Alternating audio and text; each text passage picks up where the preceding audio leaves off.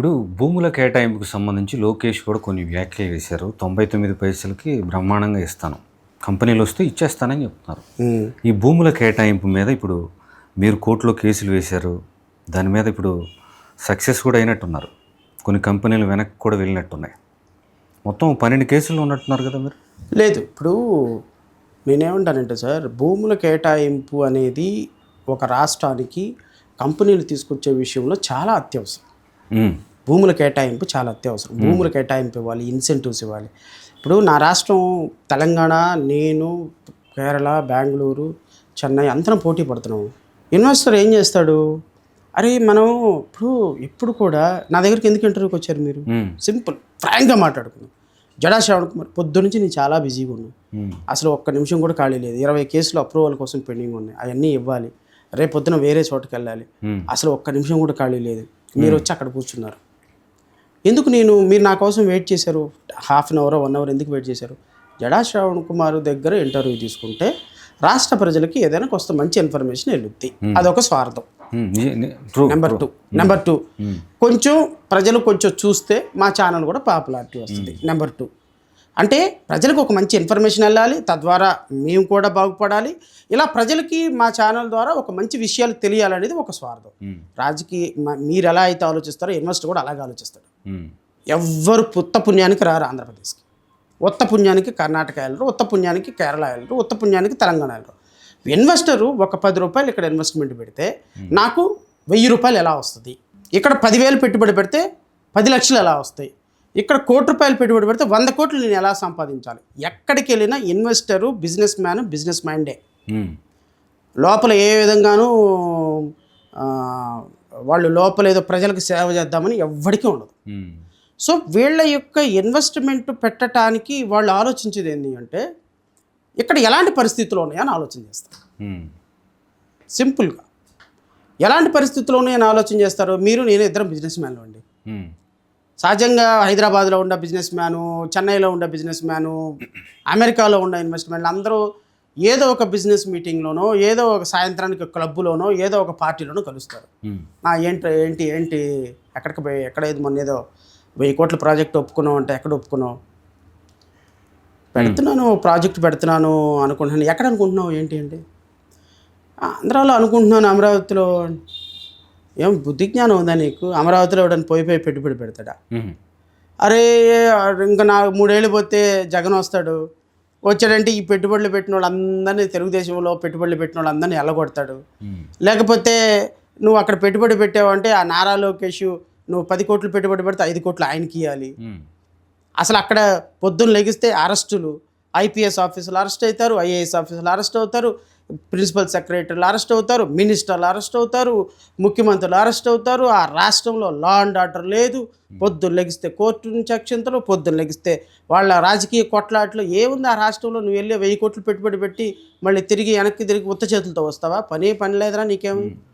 చక్కగా తమిళనాడు, చెన్నై హ్యాపీగా వెళ్ళి అక్కడికి వెళ్ళి పెట్టుబడి పెట్టుకోరా, ఎందుకు అక్కడ పెడతావు అనే ఒక మాట వస్తుంది. ఇన్వెస్ట్మెంటు పెట్టేవాడు ఆగిపోతాడు. ఎందుకు? 10 రూపాయలు పెట్టుబడి పెట్టినాడు 1000 రూపాయలు కావాలి. ఈ రాష్ట్రంలో ఏమి రెడ్ బుక్ పరిపాలన జరుగుతున్న ఈ రాష్ట్రంలో ఇన్వెస్ట్మెంట్ పెట్టడానికి ఎవడండి ముందుకు వస్తాడు? నాకు ఒక మాట చెప్పండి. అంటే ఇన్వెస్ట్మెంట్లు రావటానికి అసలు ఉండాల్సింది ఏంటి అంటే అనుకూలమైన వాతావరణం, peaceful state, law and order.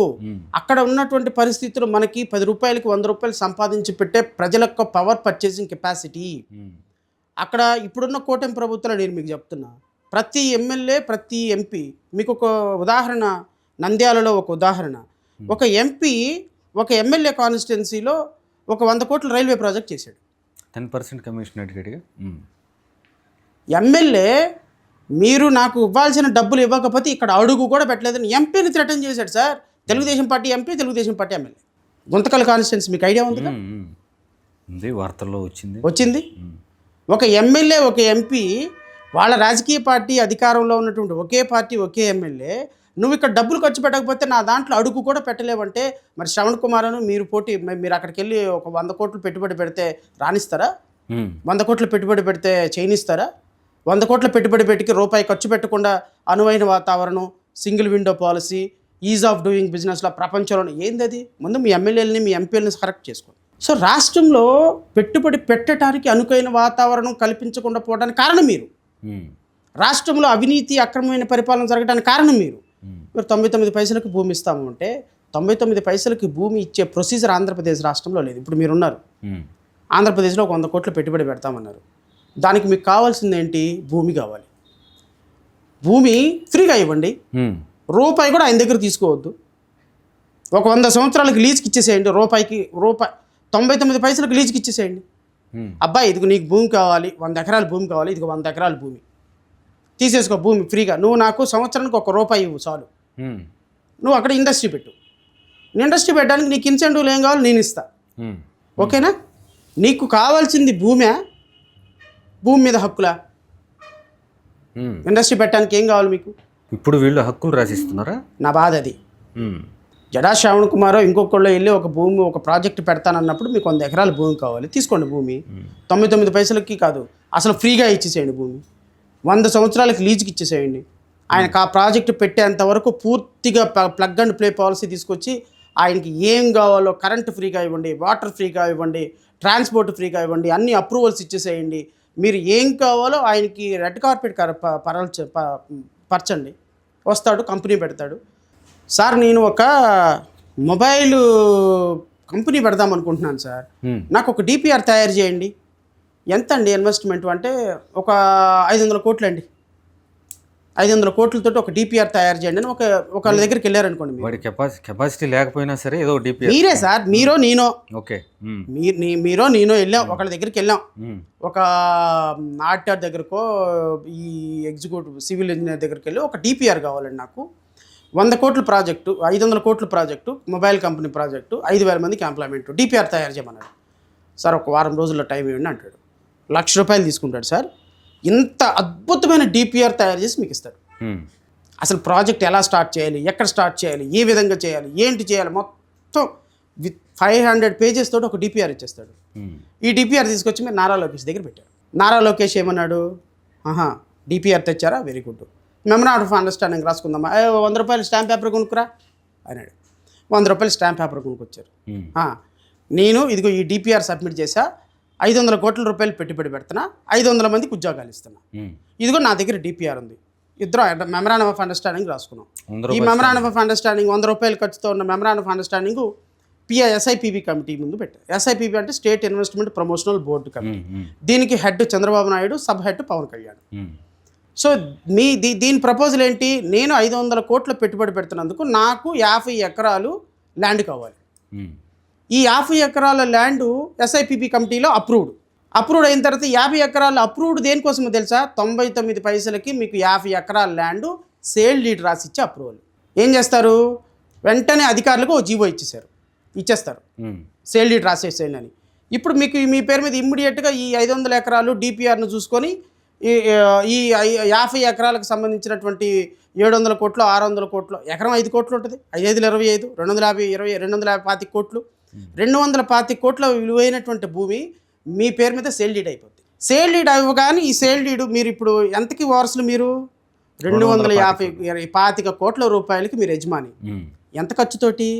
₹1,00,000 డిపిఆర్తో. మరి ₹100 ఉందిగా స్టాంప్ పేపరు, అది మర్చిపోయారు. ₹1,00,000 ₹1,00,000 తోటి మీకు ఎన్ని కోట్లకు అధిపతి అయ్యారండి? 225 కోట్లు. 225 కోట్లు.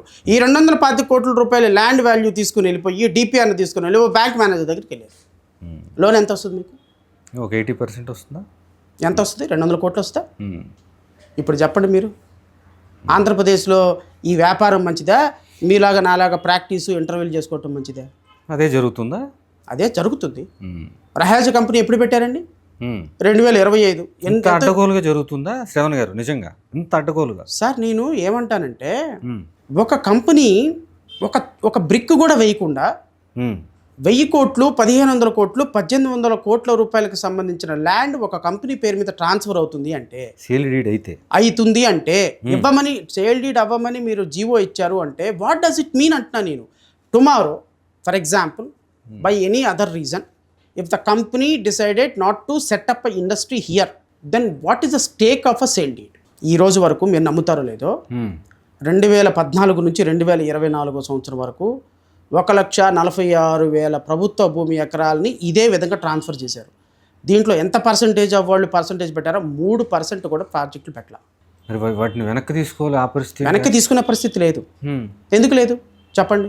ఒక్కసారి నీకు సేల్ డీడ్ ఇష్యూ చేసిన తర్వాత ఈ చరిత్రలో ఈ దేశంలో క్యాన్సిల్ చేసుకునేలా లేదు.